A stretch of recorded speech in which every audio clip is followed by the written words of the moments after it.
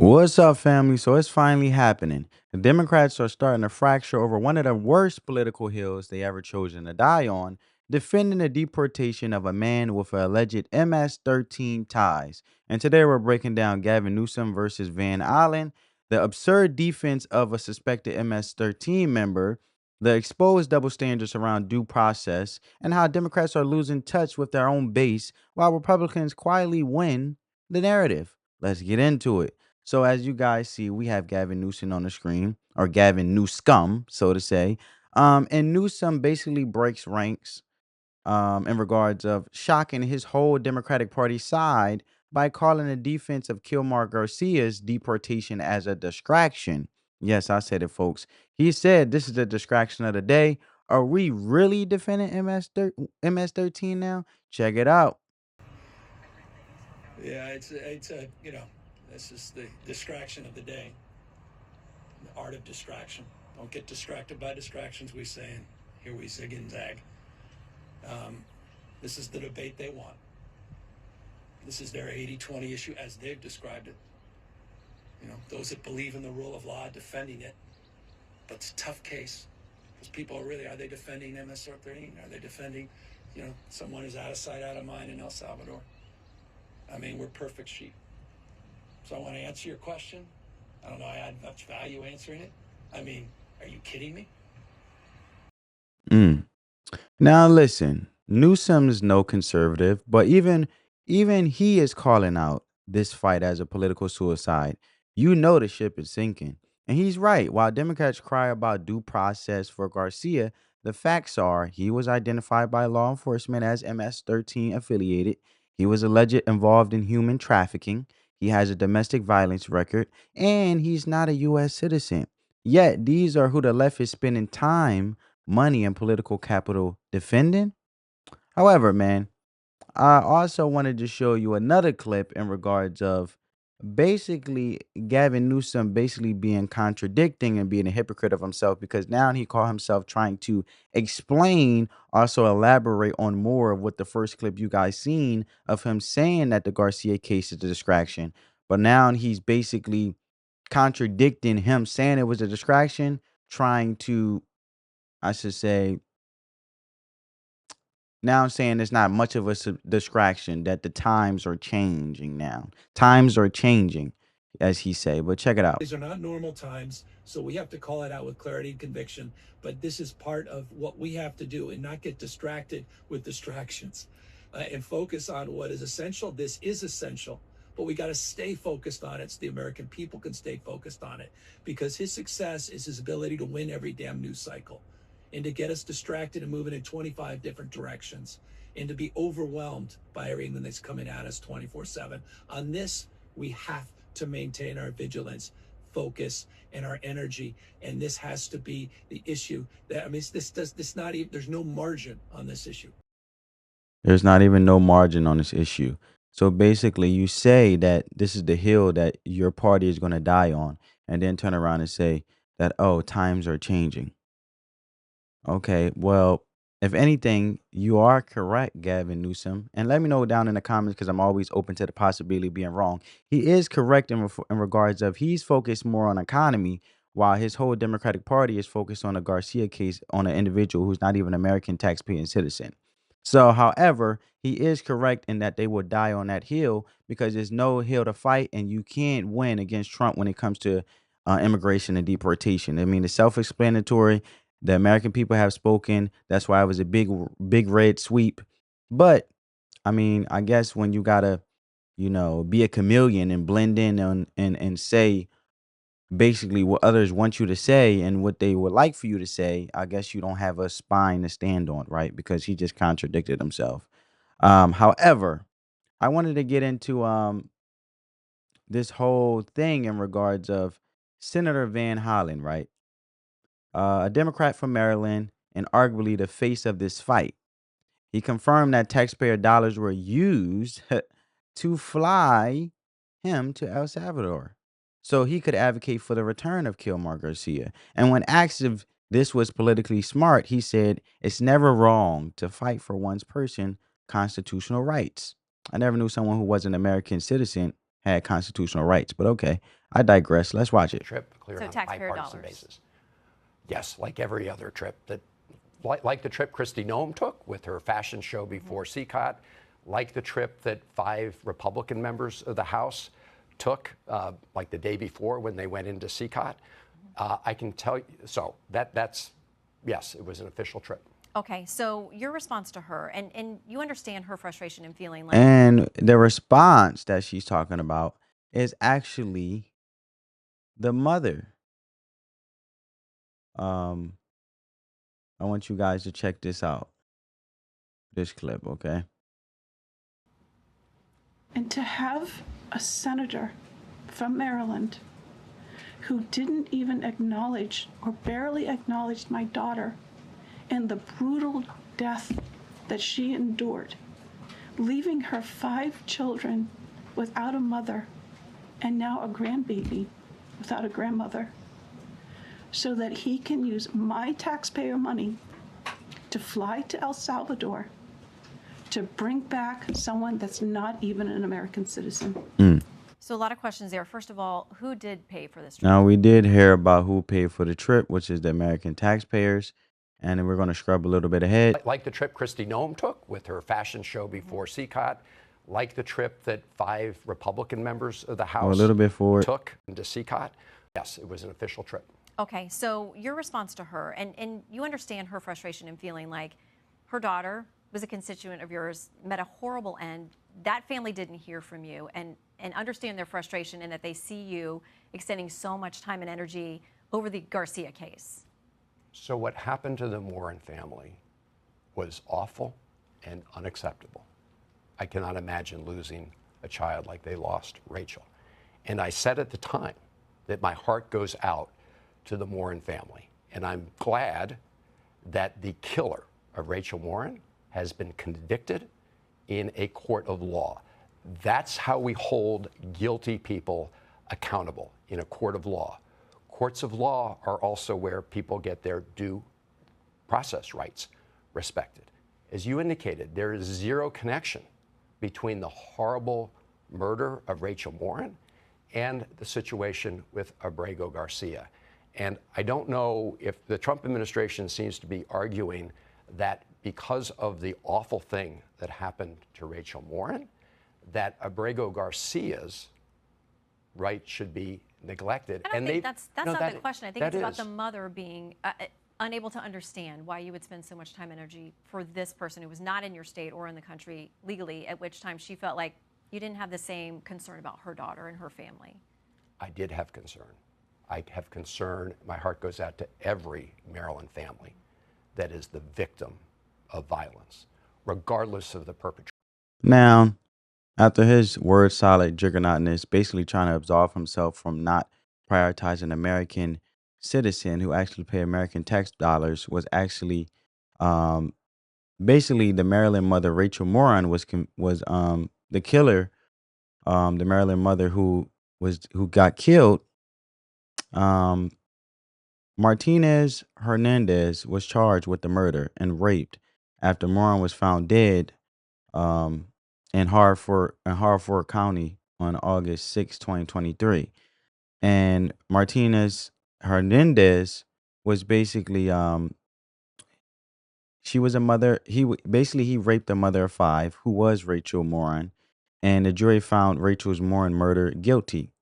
And however, this happened in 2023, but the whole point is you don't hear these stories being you don't see the energy being backed behind these stories by actual American, but you see it from a non-citizen all the way in El Salvador, which is mind-blowing, right?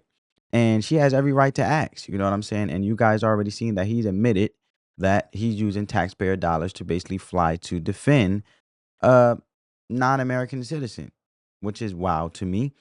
But he's not a citizen, and he is not owed the same protections as a natural born or legal citizen. And Van Hollen's own constituents in Maryland are being murdered, like Rachel Morren, by illegal criminals, and yet he's flying overseas to advocate for this guy? Is mind-blowing to me. And mind you, to make things even more spicy and to make things even more contradicting, um, basically Martinez Hernandez, who killed the mother of 5 in his own state, a mother that was in his own state, Rachel Morren, he was a Salvadorian. Right? That's crazy, family. So where was the same fire when Rachel's family begged for attention? It's just mind-blowing to me. And let's talk about this due process claim, okay? Because I'm tired of hearing it. It's a bunch of bull crap. But Van Hollen and the others are saying there's no evidence, right? And I want you guys to hear this clip about it being no evidence, right? Check this out. Do you see an argument that the focus on this, regardless of due process, which is totally understandable, but just on the politics, might not be winning for you? I don't think it's ever wrong to fight for the constitutional rights of one person, because if we give up on one person's rights, we threaten everybody's rights. And I think a lot of voters, both Republican and Democrat, are tired of elected officials and politicians who just put their finger to the wind. And I would say that anyone who's not prepared to stand up and fight for the Constitution doesn't deserve to lead. I think he's talking about himself. Am I wrong, family? Let me know down in the comments below. But then, however, she mentioned there was no evidence. So you guys seen he was talking about constitutional rights, which I mentioned earlier, and I talked about it. And I think they're doing a good job at it. There's no evidence that was provided because there was no hearing in which to do so that he is either a murderer or a criminal or a gang member. Isn't that something that should be provided to a judge, even an immigration judge, before somebody who has been in this country illegally, no question, but has been in this country and has appeared before judges before should be afforded? Actually, I think he was afforded that due process. In this case, an illegal alien was transported back to El Salvador. The administration initially thought it was a mistake. Subsequently, it says it was not a mistake. The courts, interestingly, have suggested that we need to understand what facilitate means in the order. So they've deferred back to the lower court, Dana, to tell the administration. Facilitate means this, and what's going on in El Salvador now is you have a citizen of El Salvador that is within the country of El Salvador. It really isn't the U.S.'s ability to go in and remove someone. It'll be up to the president of El Salvador. Can I just go back? There you go. So, like I said, this whole due process claim, Van Hollen and others that say like she's saying, there's no evidence Garcia is MS-13. But here's where they conveniently ignore. He was arrested with known MS-13 gang members. He has tattoos consistent with the gang. Multiple law enforcement agencies have flagged him. He was caught trafficking people, and his own wife filed domestic violence charges. But they say he hasn't been convicted in court, so it doesn't count. Well, guess what? ICE doesn't need a conviction to deport. They just need probable cause and immigration violations. That's the law. So this isn't a criminal trial. It's immigration enforcement. How you like that one, honey? However, it's mind-blowing to me. And Trump actually ripped Van Hollen for standing and defending and having all this energy to back up Salvadorian who's not even an American citizen. And he looked like a fool, as you guys see in the video below. But check it out. I want you guys to check it out. An MS-13 guy. Let's be very clear about this. The accusation of being MS-13 is based on a double hearsay testimony. They never followed up with it. And a detective who weeks later was indicted for sharing confidential information. His legal status, Abrego Garcia's, was approved by the Trump administration in 2019. And every year since then, he has checked in with the Department of Homeland Security. And nobody has said anything about him being a gangbanger. Until he was? No, not until anything. He became a prop. To this day. It's not about being a prop. There will be other senators that are looking into these, because it is reported that over 75% of the people that were on that plane have not been convicted of anything. And the MS-13 guy, let's be very... All right, so the media role in this whole spin, right? Because there's the media, and they're running their whole interference. Dana Bash tried to cast doubt by saying there's no hard evidence he wasn't convicted. This is hearsay. Excuse me, ma'am? This guy has been flagged for years, but because it doesn't fit the clean-cut victim of Trumpism story, they downplay it, while gaslighting people who raise valid concerns. And let's call it what it is. They picked the wrong mascot, but now they're in too deep to admit it. Meanwhile, back in Maryland, like we mentioned, Rachel Morren, a young mother who was murdered, her family lives in Van Hollen's district. They begged for a response. They waited weeks, crickets. When finally pressed on live TV, Van Hollen gave the most tone-deaf answer possible. My heart goes out to the family, but we must uphold due process. Sorry. What? Excuse me, sir? You're flying across the world to help an accused gang member, bruh. But a Maryland mother gets murdered, and that's your response? And then Van Hollen's, man, let's take it a step further, man. I'm going to show you guys, because it's wild to me. These people should step down automatically resign. Look at this man's Twitter, bruh. Like, look at this man's Twitter. Look where all his energy is going. Like, look. We defy court orders, constitutional rights.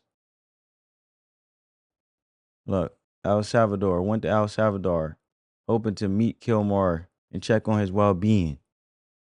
I said my main goal of the trip was to meet with Kilmar. Tonight I had the chance. My man is gone. Look, we were just denied entry into the CCOT, the notorious prison in El Salvador, where Mr. Abrego Garcia is being illegally held. I've been in El Salvador all day fighting for the return. The Trump administration can lie all they want, but the court say they failed to show he was part of MS-13. I just met with Vice President El Salvador. We fight for the return of Kilmar. This is wild, man. I think you guys get my point, but this is wild. It's wild to me, and it just, man, it is wild. This not justice. This is political theater. But check this video out in regards of, the whole, this is Van Hollen speaking again on CNN about meeting with the deported man Garcia. Police alleged a confidential informant claimed that Abrego Garcia was an active MS-13 member. His wife and his attorney deny that, of course. Can you say with absolute certainty that he is not, nor has he ever been a member of the MS-13 gang? And did you ask him point blank? Well, Dana, what Donald Trump is trying to do here is change the subject. The subject at hand is that he and his administration are defying a court order to give Abrego Garcia his due process rights. They are trying to litigate on social media what they should be doing in the courts. They need to put up or shut up in the courts. Let me tell you, and I decided to write this down so I could be absolutely accurate as to what Federal District Court Judge Zinnes said about these allegations by the Trump administration. Quote, no evidence linking Abrego Garcia to MS-13 or any terrorist activity has been presented to the court. That's where to litigate this. It's been litigated in many other places. So I'm not going to get into the details, because the whole purpose of our court system is for them to adjudicate these things, not for Donald Trump to go off on social media. Yeah, you're right. Well, Donald Trump is actually prioritizing the American people, unlike you. Listen, family, even Gavin Newsom is calling it what it is, a strategic failure. You can feel the tension inside the Democratic Party. Some Democrats want to double down on identity politics and resistance theater against Donald Trump. Others know that this is a losing issue headed in to 2024. They knew back then. You don't beat Trump by defending MS-13, and they know it, but they can't help themselves because when your entire political platform is based on being the opposite of Trump, you'll end up defending the indefensible just to score a point, right? And it's mind blowing to me how this man can sit here and say these things. We already showed you guys that, and just listen to him. Look.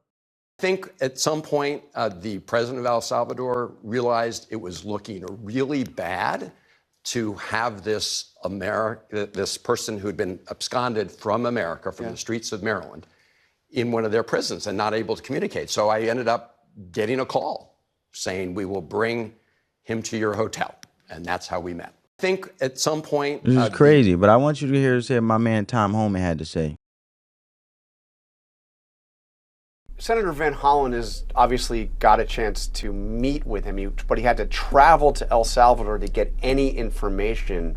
Does that concern you at all? I mean, these are people sent by the United, I mean, in his case, sent by the United States, and not even a U.S. senator could get any information about his whereabouts or the condition of his incarceration without actually going down and making the trip to El Salvador himself? Well, he obviously knew his whereabouts because he went there to see him. But you know what bothers me more than that is a U.S. senator traveled to El Salvador on taxpayer dime to meet with an MS-13 gang member, public safety threat terrorist. I mean, in the meantime, the day before he traveled, an illegal alien was arrested for murder, released to the streets rather than honoring an ICE detainer in his very own state.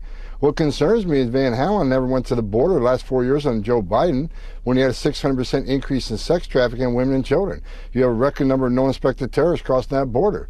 You had 250,000 Americans die from fentanyl overdose because of the open border. You had over 4,000 illegal aliens died making that journey, which is an historic record. What shocks me is he's remained silent on the travesty that happened on our southern border. Many people died. Thousands of people died. I met with hundreds of angel moms and dads who buried their children that were murdered by an illegal alien. How many angel moms and dads has he met in the state of Maryland? None. That's what concerns me. None. And I think that's just self-explanatory, man. It speaks for itself. But however, now we come to what real leadership sounds like so far from Mayor Chameleon Adams, because I say he's a chameleon because you can't really trust him because Mayor Adams is going to do what's beneficial to him in a way. And I feel like he's claiming an independent because he don't want to look bad to be fully Republican, even though he should join the winning side. He's already basically cooperating with the winning side and basically doing what the winning side does. I don't know why he's so scared. He might as well be a Republican. We all know that the Democratic Party did him wrong. They forced all those immigrants into the city of New York. And basically he had no say so. And when he refused to say, look, we need to stop, they tried to put these sporadic charges on him, which got dropped by the Trump administration. And now, Mayor Adams came out and said what it was and what really was going on and why Biden came at him because he wasn't being a good Democrat no more. But however, this is Eric Adams, the mayor of New York City, who's not exactly MAGA, but even he said this week, you don't become anti-American just because your guy didn't win. Respect the office, respect the country. Check it out. Leadership here in New York City look like? When you look at this city, you hear from a lot of coverage, you would think outside the city, as I hear from other mayors, that the city's out of control. That's not the reality.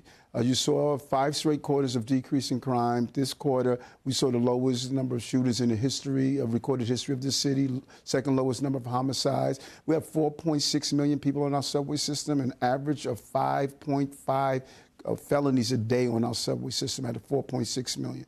More jobs in the city's history, more small businesses operating, housing. You're seeing a city that made an amazing recovery in spite of 240-something thousand migrants and asylum seekers that came into the city that we had to spend $7.5 billion on to follow the federal laws and the city laws. And so I need to continue doing what I have done, and that is what I'm focused on doing. So, the migrant situation here, as you just brought up, has certainly left an impact in New York. You just talked about the fact that it costs $7.5 billion for the people here in New York City. Tell me about dealing with that challenge. Great question. And it's always been of our belief. You know, a lot of people don't realize there is no law of sanctuary cities. That's not a law. It is a concept, and here's what it means to me. I don't control the borders. And because we saw more secure borders, we're now seeing a decrease in flow in our cities and other cities. I don't control the borders. But when someone is in the city, we need to make sure it is safer when we make sure that it is in a very organized fashion. I need children in schools. If they're not in school, they're in harm's way. I need people who feel as though they're the victim of the crime to feel comfortable calling the police. I need people who are dealing with medical emergencies that they go to the hospitals. Self-explanatory, right? And as you can see, Kamala Harris was control of the borders in the Biden administration, and he literally said, "Look, I had no control. I had to be a good Democrat, shut up and listen to what was told to me." And even when he refused to say, "Look, you got to stop letting these immigrants in here," obviously they try to hold him accountable and put him in his place. So look, man, he's running for re-election as an independent because the Democrats have lost the plot, and we're seeing a shift, not just on immigration, but on basic common sense. The public doesn't want open borders, man. They don't want criminals prioritized over citizens. They want safety, sanity, and sovereignty. But here's what we learned so far, and I want to close here, family. Gavin Newsom, of all people, is now the voice of reason. It seems like in this situation when it comes to this Garcia thing.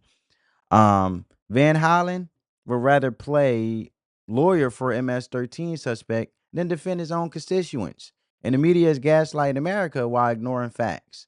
And the Democrats are eating each other alive. And Trump hasn't even taken the stage yet. So ask yourself, family. The sun is in my face. Excuse that. It's in my face. If the Democrats can't figure out which criminals to stop defending, why would anyone trust them to run a country? Right? That's just a common sense, right? But drop a comment. Is Van Hollen's defense of Garcia justified? Is Newsom telling the truth or just saving face for how he horribly handled California, which is a dumpster on fire? And how do we return to actual common sense immigration enforcement? Like, subscribe. Let's get the truth in front of the people who are tired of the lies. This isn't about Trump. It's about America. And the people are done being ignored, family. On that note, family, peace.